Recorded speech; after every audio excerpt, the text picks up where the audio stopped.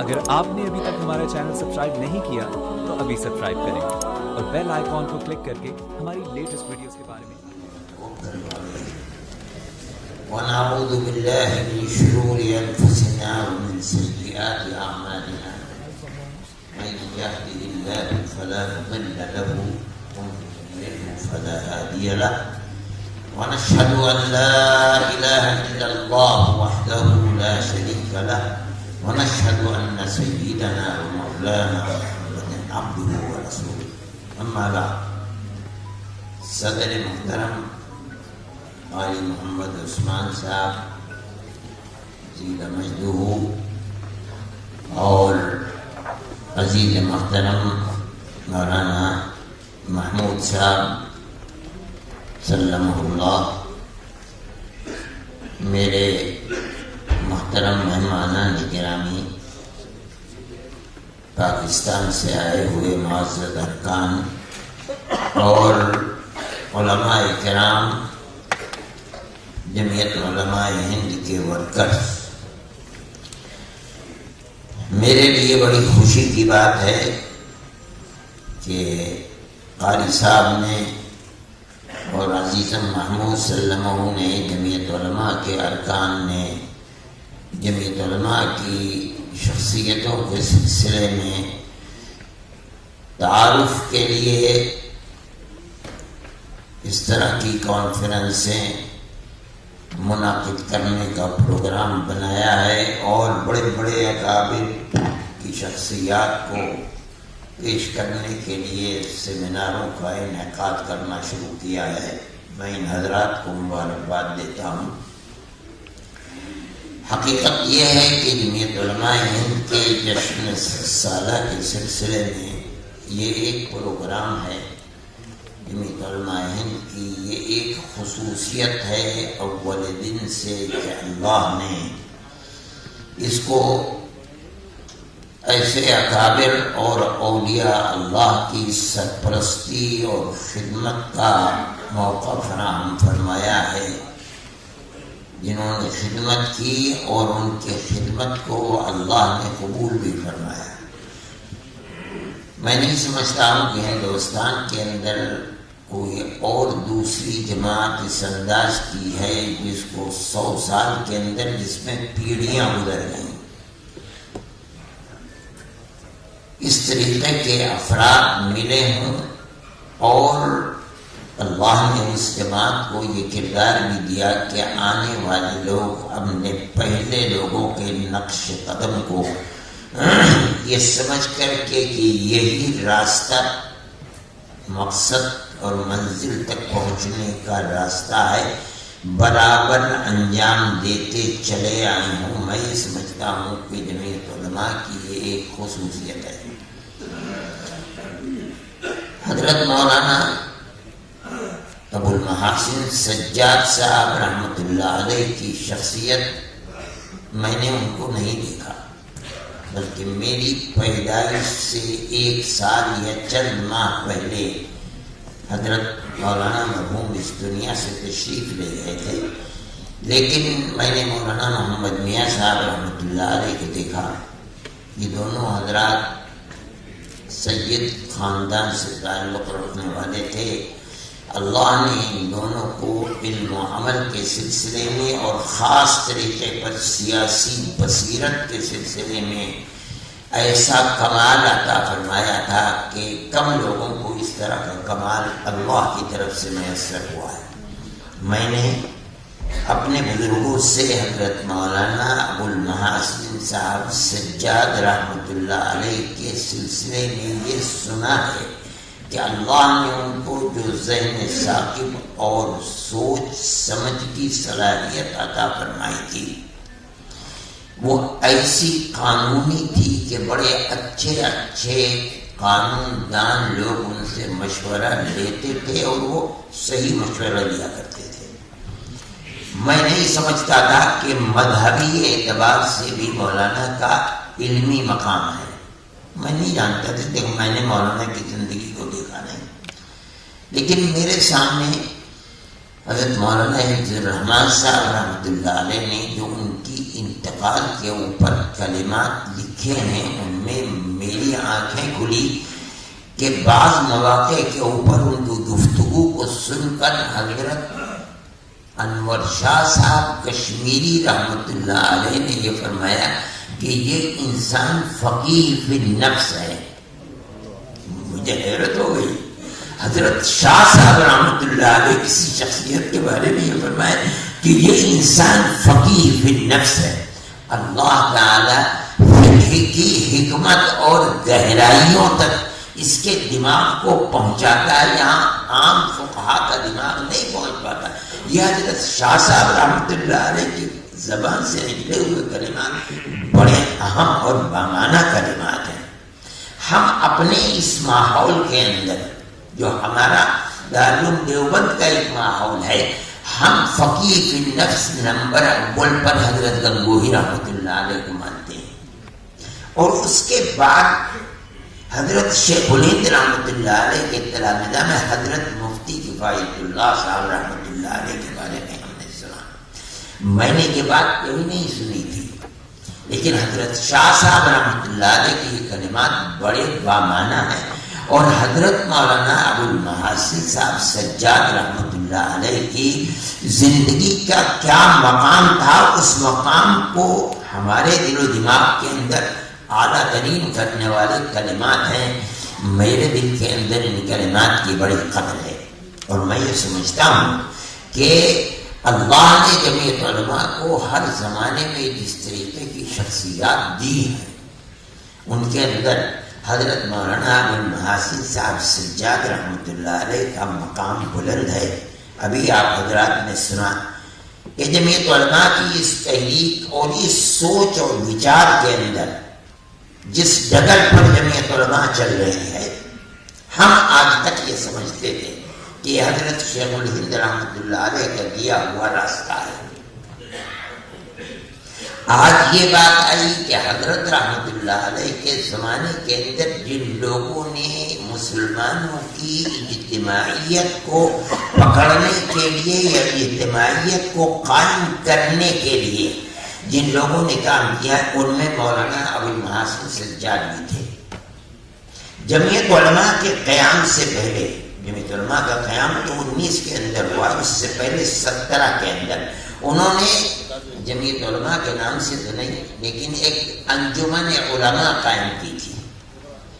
اس انجمن علماء نے ظاہر ہے کہ بہار کی سرحد تک کام کیا، اگرچہ مولانا نے ملک کے گوشوں کے اندر پہنچ کر علماء کو جمع کرنا چاہا اور علماء جمع بھی ہوئے، لیکن جو انجمن کا ایک تصور تھا وہ ایک بہار کی حد تک تھا۔ اللہ نے حضرت شیخ الہند رحمۃ اللہ علیہ کے تلامذہ میں حضرت مفتی کفایت اللہ صاحب کو اس چیز کے لیے کھڑا کیا کہ کوئی انجمن سے آگے بڑھ کر اس چیز کو وجود میں لانا چاہیے۔ میں نہیں جانتا، میرے پاس کوئی دلیل نہیں ہے، لیکن یہ واقعہ 1919 کا ہے۔ حضرت شیخ الہند رحمۃ اللہ علیہ مالٹا کی جیل میں 3 سال 7 مہینے رہ کر آزاد ہوئے ہیں۔ 19 میں جمعیت علماء بنی اور 20 میں حضرت شیخ الہند رحمۃ اللہ علیہ اپنے شاگردوں کی جماعت کے ساتھ ہندوستان تشریف لے آئے۔ میرا دل یہ کہتا ہے کہ حضرت رحمۃ اللہ علیہ تو ان لوگوں میں ہیں کہ جن کا اٹھنا بیٹھنا کھانا پینا سونا جاگنا مرنا جینا یہ تمام کا تمام انگریز کی دشمنی اور اسلام کے بول کو بالا کرنے والا ہے۔ حضرت شیخ الہند رحمۃ اللہ علیہ کا کے خطوط آ رہے ہیں، رابطے ہیں، جیسے جیسے آزادی حضرت رحمت اللہ علیہ واپس آنے والے ہیں تو اب کسی پلیٹ فارم کی ضرورت ہے جس پر حضرت رحمت اللہ علیہ چل سکے اور ان کے رفقائے کار چلیں انگریز سے ملک کو آزاد کرانے کے لیے۔ اب جیسے جیسے مولانا کے آنے کا وقت قریب ہو رہا ہے ان کے شاگردوں کو اس کی فکر ہے کہ مولانا کے لیے پلیٹ فارم کیا ہوا۔ حضرت مفتی صاحب رحمۃ اللہ علیہ نے اس پلیٹ فارم کو امرتسر میں جا کر قائم کیا اور اس کے اندر مولانا ابو المحاسن سجاد بھی ہیں. حضرت جو چاہتے تھے مولانا سجاد صاحب، وہ بہار کی انجمن تک کام مکمل ہونے والا نہیں تھا. اس کام کی تکمیل اب ہو رہی ہے امرتسر کے اندر. حضرت آپ کو تعجب ہوگا، مولانا محمد میاں صاحب یہ لکھتے ہیں کہ وہاں جو صدر بنایا گیا جمعیت علماء کا، یہ تحریر موجود ہے حضرت کی کہ وہ عارضی صدر ہیں، صدر مستقل نہیں ہے. جب 1 سال کے بعد 20 میں حضرت شیخ الہند رحمۃ اللہ علیہ واپس آئے ہیں اور جمعیت علماء کا دوسرا اجلاس ہوا ہے، تو مستقل صدر حضرت شیخ الہند کو بنایا گیا. اس کا مطلب یہ ہے کہ جب عارضی صدر بنایا گیا تھا، جمعیت علماء جس مستقل صدر کے لیے بنائی گئی وہ ابھی نہیں ہے، اس لیے کام چلانے کے لیے عارضی صدر ہے. جیسے تشریف لائے اور اجلاس ہوا جمعیت علماء کا، مستقل صدر حضرت شیخ الہند رحمۃ اللہ علیہ کو بنا دیا گیا. یہ گویا کہ جمعیت علماء کی تکمیل تھی، اب تک مکمل نہیں تھی جمعیت علماء. اس کے بعد 12 دن حضرت رحمۃ اللہ علیہ زندہ رہے. بس حضرت رحمۃ اللہ علیہ کا انتقال ہو گیا. حضرت رحمۃ اللہ علیہ کے انتقال کے بعد جمعیت علماء کا قافلہ حضرت شیخ الہند رحمۃ اللہ علیہ کی بنائی ہوئی ڈگر پر ہو بہو چلتا رہا.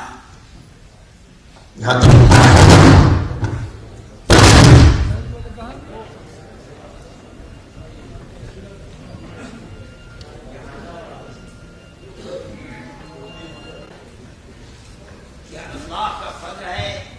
جمعیت علماء کو جو حضرات ملتے رہے اور کام کرتے رہے، مجھے اس کی ضرورت انہوں نے حضرت شیخ الہند رحمۃ اللہ علیہ کی ڈالی ہوئی ڈگر پر، جس کا مقصد یہ تھا کہ کچھ بھی ہو جائے ہمیں کسی سے سودا نہیں کرنا ہے، تا آ کے انگریز منہ کالا کر کے ہندوستان سے چلا نہ جائے. یہی چیز حضرت شیخ الہند رحمۃ اللہ علیہ کی تھی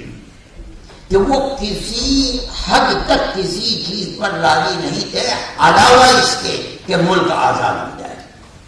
چنانچہ آپ کو سن کر تعجب ہوگا، جب حضرت شیخ الہند رحمۃ اللہ علیہ کے جہاز بمبئی گودی کے اوپر ٹھہرا آ کر کے، تو ریاست بہاولپور، نواب صاحب بہاولپور کے جو مدار المہام تھے، ان کو انگریز نے بھیجا کہ جا کر حضرت کو اس کے لیے تیار کریں کہ حضرت آپ کے جانے کے بعد دارالعلوم کی جو مسند حدیث کی درسگاہ تھی وہ سونی پڑ گئی، اور جو آپ کو حضرت حاجی امداد اللہ صاحب مہاجر مکی سے جو شرف اجازت تھی وہ خانقاہ بھی سونی پڑ گئی. اس لیے اب آپ آ کر کے ان تشنگان علوم نبوت کے لیے سہارا بنے. حضرت نے سب کچھ سنا اور سن کر یہ فرمایا کہ مجھے ایسے ہندوستان میں جس میں انگریز کی حکومت ہے جینا تو جینا، مرنا بھی گوارا نہیں ہے.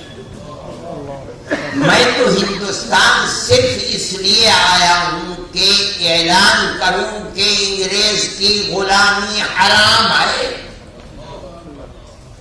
اگر میں بوڑھا ہو گیا ہوں اور میرے گھٹنوں میں اور پیروں میں طاقت نہیں رہی کہ میں گاؤں در گاؤں جا کر اعلان کروں، تو میں ایک چارپائی پر بیٹھ جاؤں گا اور اپنے شاگردوں سے کہوں گا کہ میری چارپائی کو کاندھے پر لے کر چلیں، اور میں گاؤں گاؤں اعلان کروں گا کہ انگریز کی غلامی حرام ہے. جس پہ یہ جہاد تھا، اسی جذبہ جہاد کو لے کر حضرت شیخ الہند رحمۃ اللہ علیہ کے تلامذہ نے اس کشتی کو آگے بڑھایا اور یہ قافلہ برابر چلتا رہا یہاں تک کہ ملک آزاد ہو گیا. ان دونوں حضرات نے اس قافلے کو دیکھا تھا. جگہ جگہ مولانا سجاد صاحب بھی نظر آتے ہیں. ہر جگہ جمعیت علماء کی تحریکوں کے اندر،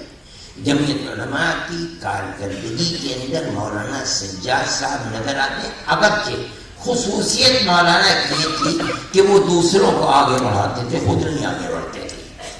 لیکن ایک وقت ایسا آیا کہ جب 1940 کے اندر حضرت مدنی نور اللہ مرقدہ جمعیت علماء کے صدر بنے تو مولانا سجاد صاحب کو جنرل سیکریٹری بنایا گیا۔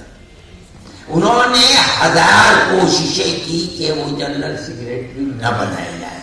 مگر ساری جمعیت علماء کی ورکنگ کمیٹی مجلس منتظمہ متفق نہیں بنے، چنانچہ حضرت مولانا بن گئے۔ لیکن یہ عجیب ماجرا ہے کہ اسی سال حضرت رحمۃ اللہ علیہ کا حضرت مولانا سجاد صاحب کا انتقال بھی ہو گیا۔ اگر مولانا اور زندہ رہتے اور ان کی عمر نے وفا کیا ہوتا تو ہو سکتا تھا کہ جمعیت علماء کے لیے مزید راہیں اور کھلتی اور پروگرام بنتے، کیونکہ وہ دماغ سمجھے جاتے تھے جمعیت علماء کا، لیکن ایسا نہیں ہوا۔ اور دوسرے ایک بات یہ ہوگی کہ میں تو مبارکبادی دیتا ہوں کہ اس سلسلے کے اندر مولانا کی خدمات کے سلسلے میں آج یہ سیمینار ہے اور اس میں یہ کتاب آ گئی۔ حضرت مولانا محمد میاں صاحب رحمۃ اللہ علیہ تو اپنی تصنیفات کی بنیاد پر جانے پہچانے جاتے ہیں اور انشاءاللہ زمانے تک جانے پہچانے جائیں گے۔ حضرت مولانا ابوالمحاسن صاحب کے سلسلے میں ان کی زندگی کا جو راستہ تھا وہ صرف یہ تھا کہ وہ سوچ کر پروگرام بنائے، اور بعض لوگ تو ہوتے ہیں کہ جو پروگرام بناتے ہیں ان کے اندر عملی اقدام کرنے کی صلاحیت نہیں ہوتی۔ حضرت مولانا کے اندر یہ دوسری صلاحیت بھی تھی، وہ پروگرام بھی بناتے تھے، خود چلتے بھی تھے اور دوسروں کو لے کر اپنے ساتھ آگے بڑھتے بھی تھے۔ حضرت مولانا کے چونکہ تصنیفات نہیں ہیں اس لیے لوگ عام طریقے پر ان کو نہیں جانتے تھے۔ آج یہ تصنیفات ان کے سلسلے کے اندر مقالات کا مجموعہ آ گیا ہے، اس کو جو لوگ بھی جمعیت کی تاریخ اور سیرت نگاری کا ذوق رکھتے ہیں وہ اس کو پڑھیں گے اور اس کے اوپر انشاءاللہ آئندہ جو ہوتی رہے گی مضامین آتے رہیں گے تو مولانا کی زندگی کو گویا کہ متعارف کرانے کے لیے یہ ایک بہترین سلسلہ ہے۔ اور جن حضرات کے بارے میں کہا گیا ہے ان کی خدمات ہیں اور لوگ ان کو جانتے ہیں۔ مولانا ابوالمحاسن صاحب کو لوگ نہیں جانتے،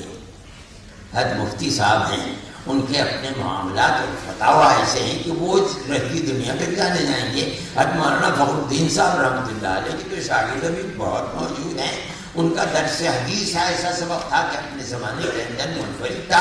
ابھی لوگ جانتے، ہو سکتا ہے 100 150 200 سال کے بعد لوگ بھول جائیں، لیکن مولانا ابوالمحاسن صاحب کو تو اس 70 سال کے زمانے کے اندر ہی ہم بھول گئے تھے، چونکہ ان کی خدمات تو تھیں اور جن لوگوں کے ساتھ خدمات تھی وہ بھی دنیا سے چلے گئے، لیکن ان کے سلسلہ حدیث، سلسلہ درس، سلسلہ تصانیف نہیں تھا، اس لیے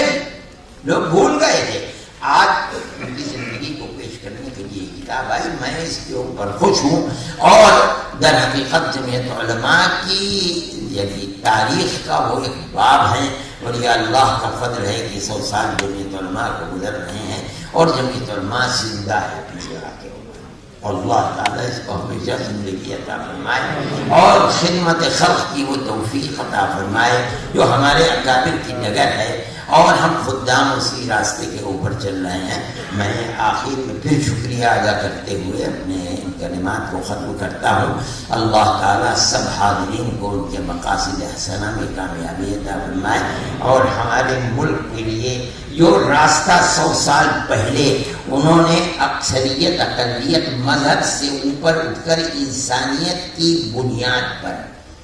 قائم کرنے کا بیڑا اٹھایا تھا، جو جمعیت علماء کے اغراض و مقاصد میں آج بھی موجود ہے، خدا کرے جمعیت علماء ہمیشہ اسی راستے پر چلتی رہے تاکہ ملک امن و امان کا اور پیار و محبت کا گہوارہ بنے۔ وآخر دعوانا ان الحمدللہ رب العالمین۔ جزاکم اللہ خیر۔